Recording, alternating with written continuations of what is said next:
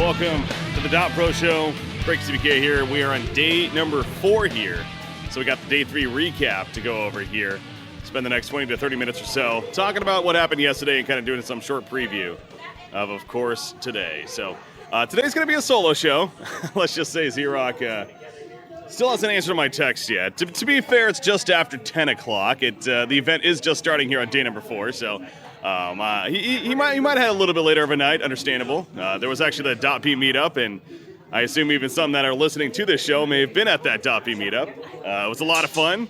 I was excited I was able to go. I did end up leaving a little earlier than pretty much most others. I do apologize for that. You know, I'm an old guy after all, and had to get back to the hotel and get some sleep there, but get well rested for another long day ahead of us here again. But tonight, actually, I am super excited for the next meetup. It's actually the Reddit meetup tonight at GameWorks. It's actually fairly close to the Key Arena, from my understanding. I think it's not a walking distance. I'll have to drive to it, but a short drive. And it's going to be the whole Reddit meetup tonight. I think it's supposed to happen after the last series, which starting today, there's actually going to be 3 series only today, as well as tomorrow, I believe. And then the final day, of course, there will be the 2 series of loser bracket finals and the grand final. So, however, today there is also an all-star match, which I'll talk about here as we're previewing what's going on, of course. But, so yeah, looking forward, though, to another good day ahead of us here. But, of course, going to recap what happened yesterday. So, kicking it off, in fact, as we were recording yesterday's episode, as you may have heard, OG versus TNC was taking place at the same time there. By the way, I'm at the very similar spot as I was yesterday, too. I'm in that beer garden area. So I got them on a huge screen in front of us with the lawn. They're currently moving stuff around as well, so apologize if there's a lot of background noise, but shouldn't be too bad. Point is, beautiful day today. It's right now, I want to say it's like 68 degrees. That's Fahrenheit, of course, but point is, it's a very, very nice day today, and it might get a little warmer today, of course, as the day goes on here, but I think it's supposed to overall be a little cooler. So, but yeah, right now, Sir Action Slacks is doing some Sir Action Slacks thing on screen, having some fun, and we're going to get kicked off here for the day. Okay, so back to OG versus TNC, though. That kicked off yesterday. Really a simple story here. OG, they were the clear better team. They took out TNC in a 2-0 victory. As I said in the preview for this yesterday, this was really a tough series for me personally, and I'm sure a lot of other people too, because these are 2 likable teams, right? In my case, OG, I have them winning it all, so I definitely lean towards wanting them to win it in the end. But TNC, I've really grown on these guys. I had 1437 on the podcast shortly after they qualified for TI. Of course, got to talk with him. He is a really, really cool guy, and definitely somebody with their head on their shoulders right. So, but as far as the games went, the first game, OG actually running with the Auto Invoker again. Again, as Zrock mentioned this yesterday, if you want to beat OG, it feels like you really need to be taking away Ana's Invoker. That's their comfort hero right now. That's their really go-to. He is just so good on that hero, and they're so good at playing around it. He actually ended up going 11-1-11. Not really a surprise because of how good he is on the hero. They also got JRX on a signature Earth Spirit, of course.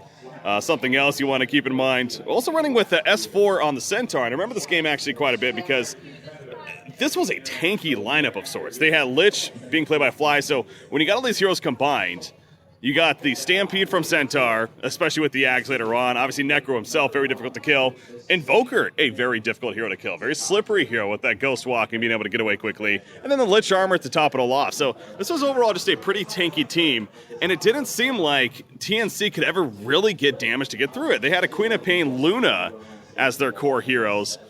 Both need a bit of farm before that they're going to be able to penetrate all of that tankability coming out on the side of OG. And, Raven, a rare performance. He went 1-5-10 on Luna. This is a player in general that we talk about constantly being one of these high fantasy scoring players. And in our fantasy league, he was one of the highest. I, of course, drafted him for that reason. Very high in the draft. I believe it was my second pick, if I'm not mistaken. So, yeah, I think I would know one first there. Point is, this was a very, very rare performance for him where, again, he kind of just struggled to really get much going in this game and ultimately when your Luna's not getting really going, you don't have much faith in, or much of a chance even, in winning the game. So that was the game 1 right there. Game number 2, TNC switched up a little bit, kinda. They did once again go with Luna in the hands of Raven, of course, but they actually went the Shadow Demon paired up with him. And of course, the Shadow Demon Luna combination, something that we haven't really seen too often since the Boston Major there. Obviously, 7.0 came out. The whole illusion meta really kind of went down the drain to an extent. I mean, we still see it. In fact, this event, hell, we're seeing a lot of Phantom Lancer and Chaos Knight even. But Shadow Demon, obviously, with the Luna pair, it still is a strong combination. Disruption to not only save teammates, but spawn those illusions and push out with them. But on the other side, you had OG on it this time actually went TA. I believe they banned out Invoker this time. Yeah, they actually final banned Invoker, and that kind of forced OG, not forced, but, you know, allowed them to pick up TA instead, you could say. It's been a while since we've seen Ana TA. TA in general as a mid-hero, lately with this latest patch, hasn't been as prevalent as before, but did very well here. 11-4 and 17 performance for him. They also had Naga Siren in the hands of No Tail. Naga was actually their first pick of this draft, coming out right here. But honestly, it was more on the Ana TA. He's the one that controlled the pace of the game. He got the early blink, got the early deso. They just simply could not stop him once again. And again, long story short, victory for OG, and a pretty controlling series for them. So they moved on. Obviously, always hard to see teams like, especially a TNC, get knocked out here, but they did the exit interview with 1437 after. Understandably, he was bummed. He was definitely down, but you know, we got some input from him, and I would not be surprised. This is one of these teams I really hope stays together going forward. And knowing 1437's attitude especially, and how he stressed on the podcast interview even, that he is all about keeping a team together for a long period of time, no matter if they're struggling, no matter if they're doing well. You have to work through the bumps. I hope that's the case. And not even that this is a struggle, right? Like, they lost to OG, guys. They faced arguably 2 of the toughest teams in this tournament in the main event. They lost to LFY in the first round. Then they got matched up against OG because of OG starting in the losers bracket from the beginning. So really, it was just an unfavorable matchup. This is a team that could have gone, you know, much deeper if it wasn't the case of that. So as far as the next matchup goes, LGD versus Digital Chaos. Another one that ended up being a sweep, actually, and LGD, they made quick work. They made very quick work of Digital Chaos. Did DC in a lot of people's minds America's last hope. I mean, technically were. They, of course, have both Mason as well as Bobo on the team, both the last remaining American players, USA players, that is. Didn't look too good. And this is just one of those cases that, you know, again, Zrock was mentioning yesterday in the preview for day number 3. He really didn't, he kind of expected DC to be where they're at. If they were to beat LGD, then maybe a different story.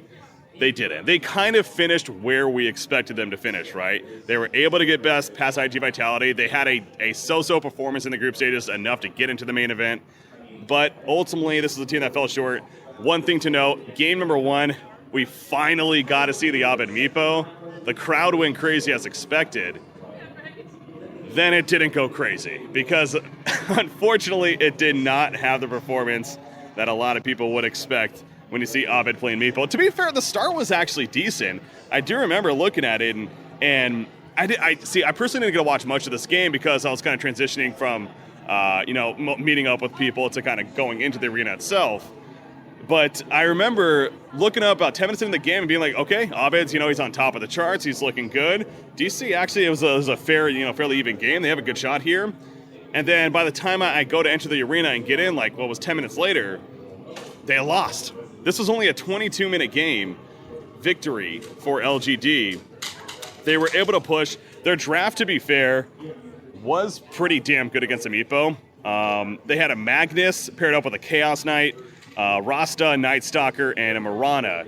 It's not like it doesn't scream anti-Meepo necessarily, but in power with the Chaos Knight especially, that is scary. And something to keep in mind against a Meepo, it's not necessarily, you don't necessarily need AoE damage, a massive AoE like an Earthshaker Echo Slam to be a quote-unquote counter to a Meepo.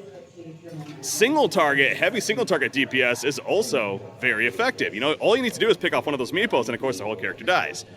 this is where Chaos Knight, I think, really came into play, especially with the Empower buff. Just a nice addition there. But he is a very good artist at getting that quick pick on one of the meepos. Happened a couple of times. The lineup around Digital Chaos, they ran it with a Queen of Pain, a Lycan, a Dazzle, and a Spear Breaker. I actually like that lineup. It honestly made a lot of sense. Lycan to get the buff of the Howl. You had Dazzle with the Healing Wave. Very good synergy with the meepo. I mean, it made sense. It seemed like DC kind of planned this going into the draft. Couldn't really connect, though. Didn't really connect. Abed himself finished 4-2-3, so it's not like he did horrendous by any means. But again, as a team, they weren't really able to make much happen. And LGD rolled over DC. Game number 2, not much really to be said. It was a little bit longer of a game, only about a 32-minute game, though. But LGD, Ame played it, got his hands on Anti-Mage, and he was able to get free farm. They also ran Magnus once again, so they like to do this Magnus combination. I wouldn't be surprised if we see that later on today against, who do they play?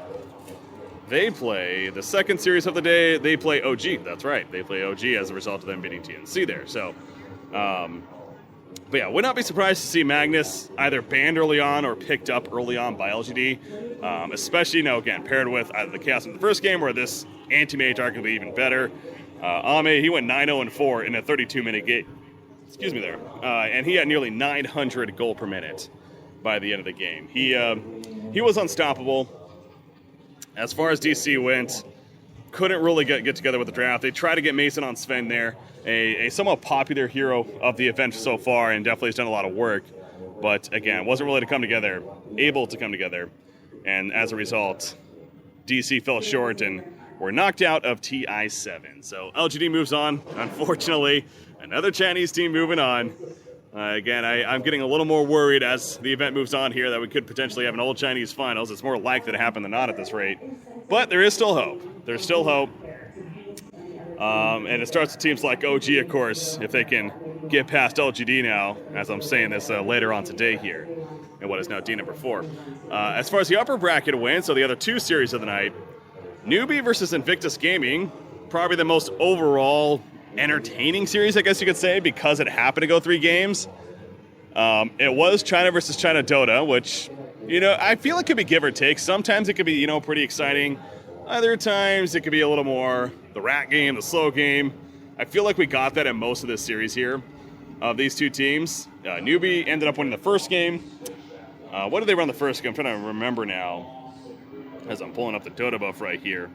That's right. So this is the game. The first game they ended up going with the SCCC on Sniper, actually. And they had a core of Sniper, Ursa, as well as Puck there. And KP, actually, on the offlane Puck, he did fantastic this game. It's his overall stat line, finishing 7-0-17. But he was moving around the map like crazy. But Boca was able to get his hands on Monkey King, a pretty famous hero for him, of course, in that 4 role. But honestly, a 4-position Monkey King. It's just not something we're seeing a lot this event. I feel like we're seeing more carry Monkey Kings, if anything, and more success on top of that from these potential core Monkey Kings rather than the 4-position. It just feels like the 4-position Monkey King seems to be overall underwhelming. A 4-position that can scale, no doubt, but he's just not as strong in the earlier game than these other 4 positions. He's not the initiator. He's not the stun heavy. He's not the Sand King. He's not the Clockwork. He's not the Knights. You get the point. He just feels a little underwhelming compared to these other 4 positions. And that kind of showed here in this game as well, I think. He had quite a bit of deaths, 11 deaths overall, by far most in the game. Kind of struggled in the cores of what was a Venomancer and Phantom Lancer, actually, from Newbie. From IG. Wasn't enough right there. Game number 2, IG, however, came back, fought back strong, and they were able to take game number 2 themselves, burning with getting his hands on Bloodseeker there in game number 2. Overall, going 9-1-6 in that game. Newbie attempted to run the whole Drow lineup. They actually went Drow, OD, Visage, as well as Puck. And then they threw a Sand King in there, of course. Kaka playing a lot of Sand King this event, so didn't change it up there. Despite their best efforts at the Drow lineup, as usual with the Drow lineup, it's kind of hit or miss. This one was definitely a miss right here. Invictus Gaming able to get a 39-minute victory out of it, force the third and what would be the final game, of course. Ultimately, Newbie came out on top, though, winning the third game. and actually moving on to what is now the winner bracket finals here. So once again, Newbie went with, actually this time Newbie went with the Bloodseeker, actually from Moogie playing it, and he did a fantastic job of it. This was a game, there was a lot of back and forth in this one. This is a loud plane going overhead. Don't know if that's picking up pretty well or not. Gonna let that pass by real quickly. Okay, so yeah, this is a game though. I mean, there was definitely a lot of back and forth in this one, and it lasted nearly 50 minutes overall.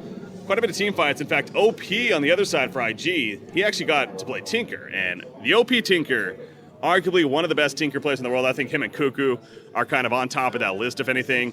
So obviously always a scary threat. But Newbie ended up final picking a Storm Spirit. I remember we were talking about that. I was talking with some people about that as we were watching it in the arena right there. Very good counter pick to, of course, a Tinker for obvious reasons. The fact that he can get in there, get those kills. S-Triple-C, he got the Bloodstone. He ended the game, I want to say, with like 31 Bloodstone charges. 30 or 31 Bloodstone charges. He ended up overall going 13, 1, and 8. He absolutely wrecked. He even went the Ags later on in the game, so you had kind of a mini Ravage on top of an actual Ravage coming out from KP, who of course played the Tidehunter here in game number 3.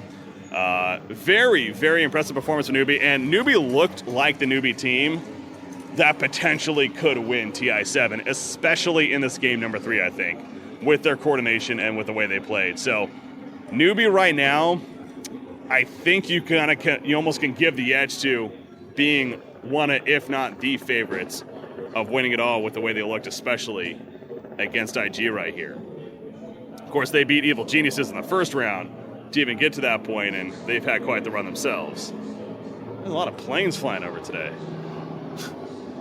God, we got like 3 planes just like deciding to fly right over the event in the last like minute or 2 minutes here.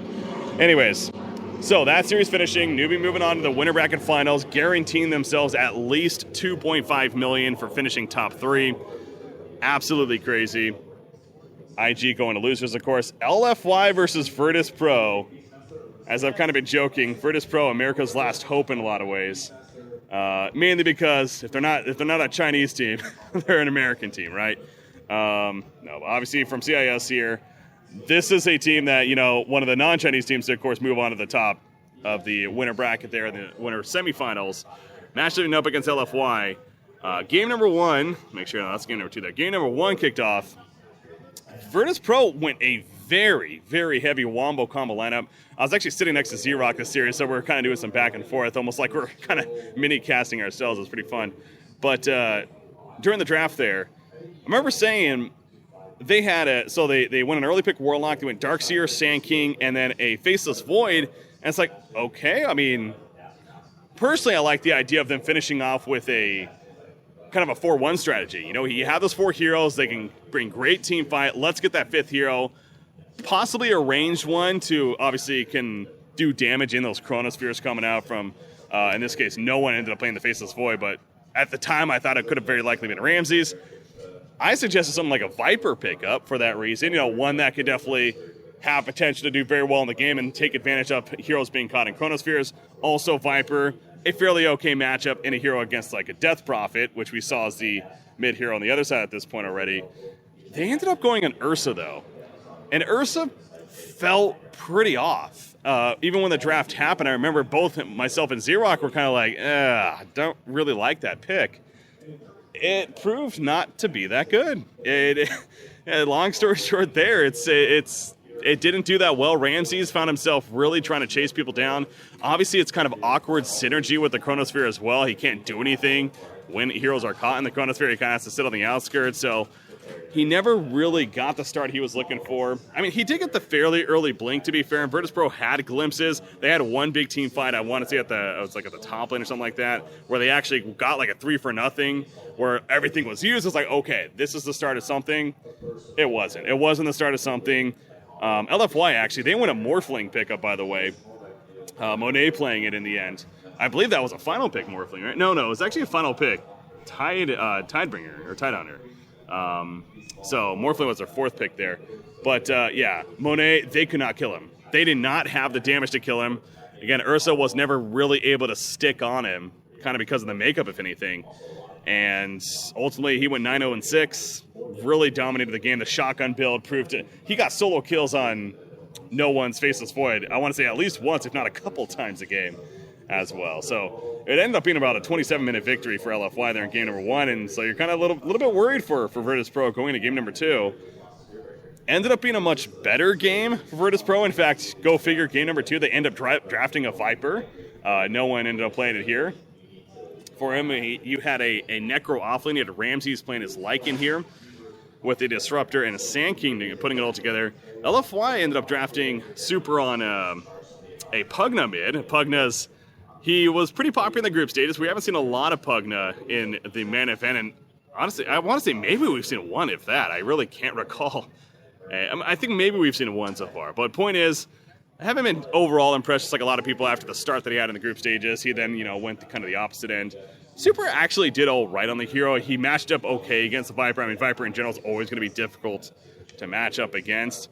But this was more of a game from Inflame. Now the stat line suggests that he didn't do too well. He only went 16-12, but he played Nature's Prophet this game, a hero that he has been very good on. And you want to think about banning. Now, to be fair, they second picked it, so unless you ban it in those first 2 bans, they're getting their hands on it. Again, the stat line not looking the best, but I do remember he was ratting quite a bit, as a Nature's Prophet can do. And it seemed like Virtus.pro continued to have trouble with that, and ultimately lost a majority, pretty much all of their base because of it. The constant rat game coming out from Nature's Prophet right there. So, ultimately, was enough. Monet playing a Faceless Void, actually. I also remember Super, as a Pugna does come the later game, he transitioned into a high-tier support hero because of the farm that he had. The Life Drain was proven to be something that they couldn't really get through as well. They did have a Necro, so obviously the Reaper Scythe ideally would be able to finish the job, but even at some points you think you have the kill, the heal comes out, and that Reaper Scythe comes down, it's like, well, it doesn't actually kill him. You got enough of a heal, so. LFY, they take the series 2-0, knocking down Virtus.pro to the losers bracket. So it sets up our winner bracket finals now of what's LFY versus Newbie in a best of 3. That'll be happening tomorrow. So as far as today goes, as we're recording this, I am watching game number 1 is starting of the first series of the day here. They're actually in the draft currently. Empire versus Team Liquid is kicking it off. Again, it kind of sucks seeing these non-Chinese teams competing, knowing that one's going to knock out the other. But it's how it's kind of played out here. Obviously, you have to lean towards Liquid here. I mean, this is I don't want to say a one-sided game by any means, but it would be silly not to pick Liquid if you're a betting man, put money down, go with Liquid. But let's be honest, though. Empire is like I said in the yesterday's podcast, they're the DC of this event. They're the team that a lot of people maybe aren't giving the most respect to, for good reason. They were a decent team coming into the event, but then they had, again, the roster change, Resolution having to step in for Chappie because of the visa issues. As we've seen, arguably that's a better change for them. Zrock is really adamant about that. Suggesting that he actually just fits better with that playstyle. Now, I do remember one thing he pointed out yesterday was that will that playstyle work better against Liquid now? And, I mean, that's a fair point because Liquid's usually more fast-paced, more aggressive, more in your face, and that could prove to be an issue if you're running this 4-1 strategy, trying to buy all the time in the world for Resolution to get enough farm and take over the game like he tends to do, or like he's tended to do in this event at least. So, but never count Resolution, never count Empire out, I think is the ultimate point right here. As I am watching this game number 1 draft finish, they do got a Brood Mother for Liquid, so we're going to see Matoma Man Brood Mother most likely. That's been a scary hero for them. They actually run out with a Beastmaster as well. I'm guessing Mind Control going to be playing that in the off lane. That's a fun hero to see. Don't get to see it too often. But anyways, I lean towards Liquid definitely winning this. Part of me, at this rate, I would not mind seeing Empire make a run. I really wouldn't. They're kind of that dark horse team that getting more and more of a fan base, and I really have. I've always liked them. I think my past casts have kind of shown that in the podcast and everything, but no, I'm not going to sit here and lie, and I thought they would go this far by any means, but I wouldn't mind seeing them make a run. But then there's a part of it. Team Liquid is a team with capability of winning it all. I don't know if Empire is that team necessarily, so maybe that's where you would like to see Liquid win it in the end. Either way, should be a great series. That's going to be followed up by OG versus LGD Gaming. So we do have a Chinese versus non-Chinese matchup here, thankfully. OG is the favorites here, in my opinion. Not saying that out of bias, because, again, I have them winning it all. But OG, they have been looking hot here in the losers bracket. They were dominant against Infamous. They were dominant against TNC. This is a team that has a tendency to not get off to great starts in these major sets we haven't seen. Both the Boston and Kiev major, the group stages, they really didn't fare too well, if you remember. In fact, again, a Kiev major, they lost their first game to SG Esports to kick it off. I am confident that we are going to continue to see a run here from OG. It's a grind, but it's a team that has the experience, and they are good at clawing back and fighting from behind. LGD, I expect them to ban Invoker, especially if it comes to that 5th spot. Maybe not a 3rd or 4th ban, because, again, there are the heroes usually do want to ban in those spots there. But if I'm LGD, I'm thinking about banning that Invoker, no doubt, because as we keep going back to Honest Invoker, it seems like that's where a lot of the success is coming from. That is their most picked hero, I believe, of this event, both groups and main event combined right here. So I would definitely expect more of that to be coming out from LGD. If they let it through, we'll see if they get punished for it. That's the second match. And then the final series of the day is actually going to stay in the losers bracket. So again, there's only 3 series today. It'll be Virtus Pro versus the winner of Liquid versus Empire.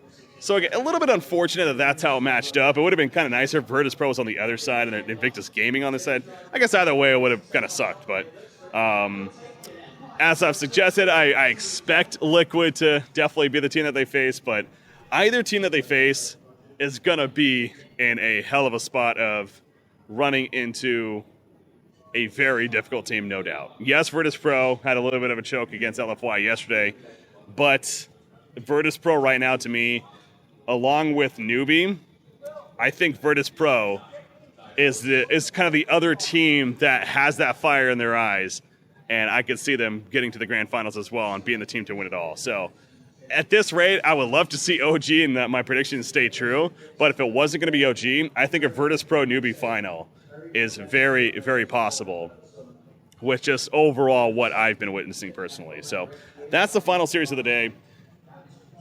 Now, as I mentioned at the beginning there too, today they're also doing the All-Star match, which will be quite a bit of fun.